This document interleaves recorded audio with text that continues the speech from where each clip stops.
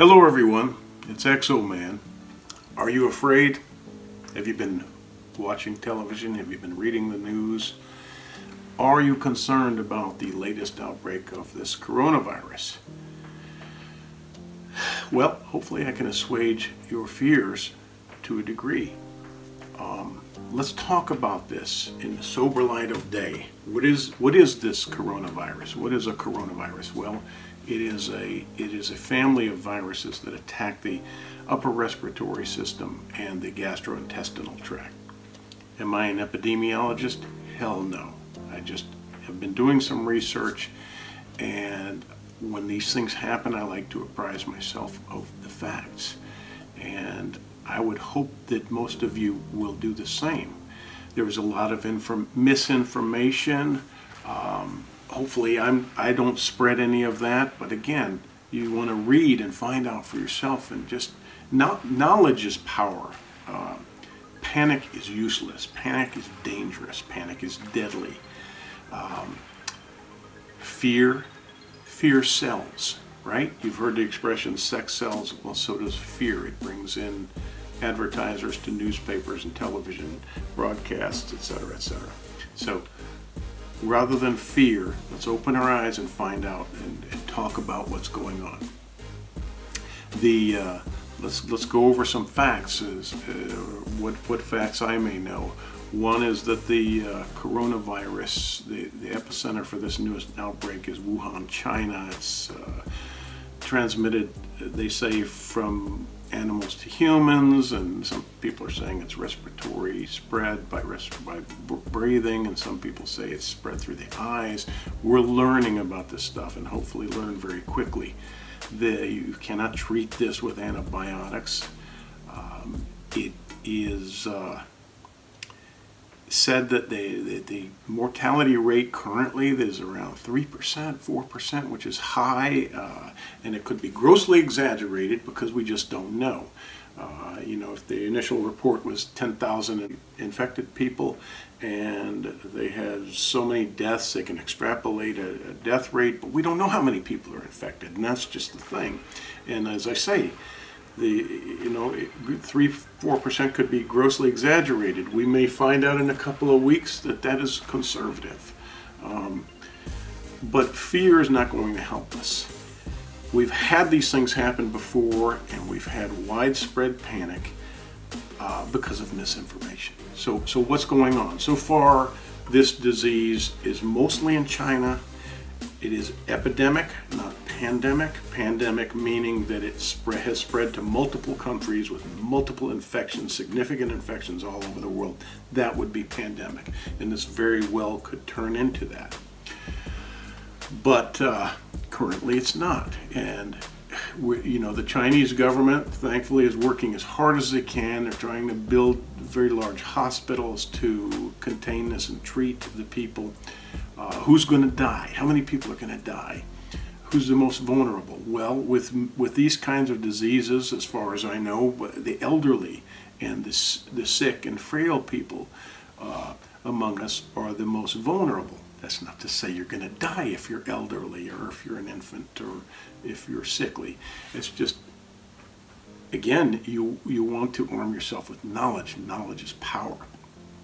If you're elderly, you might want to stay out of crowds. You might not want to be running to the grocery store every day and touching things and mingling with people. You might want to get your supplies in the safest fashion possible with limited exposure. Okay, so let's talk about other such outbreaks. We had, I believe, in 2003, SARS, a severe acute respiratory syndrome, right? And that I believe that the mortality rate was somewhere 14-15%, which is shocking, and it was terrifying. This was a terrifying outbreak. But the World Health Organization announced, I believe that year, that it was contained. Another outbreak that we had, which was a couple of years ago, was MERS, Middle East respiratory syndrome, and that had a significantly higher mortality rate, was somewhere upwards of 30%, 34%, somewhere in that range. It was terrifying. These things are always terrifying. So now is no different. You're hearing about this in the first stages. There's no current treatment for. There's no cure for it.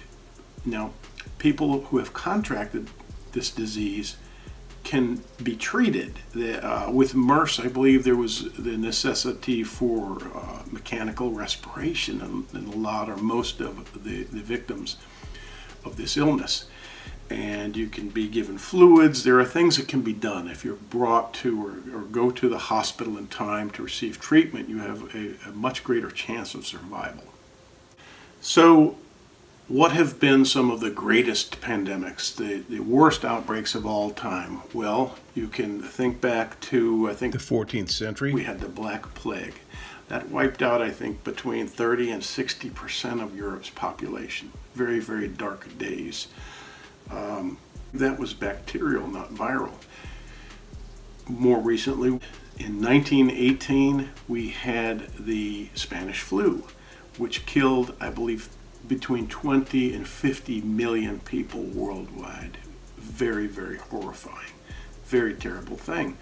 But also remember that we have come a long way. We've developed lots of new systems and sciences for treating these things and containing these deadly outbreaks.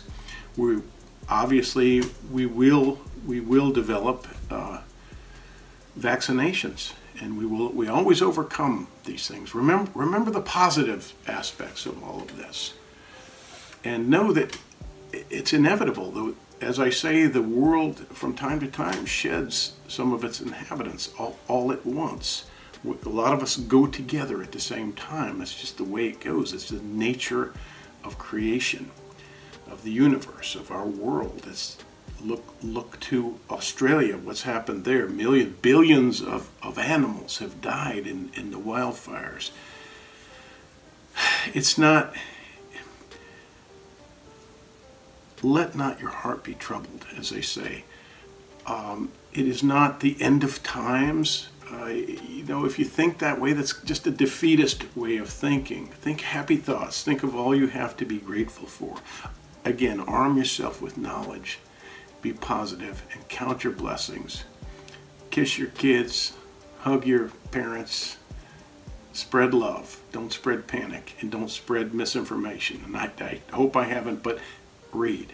Read all that you can. Don't just listen. Turn off the news and read more.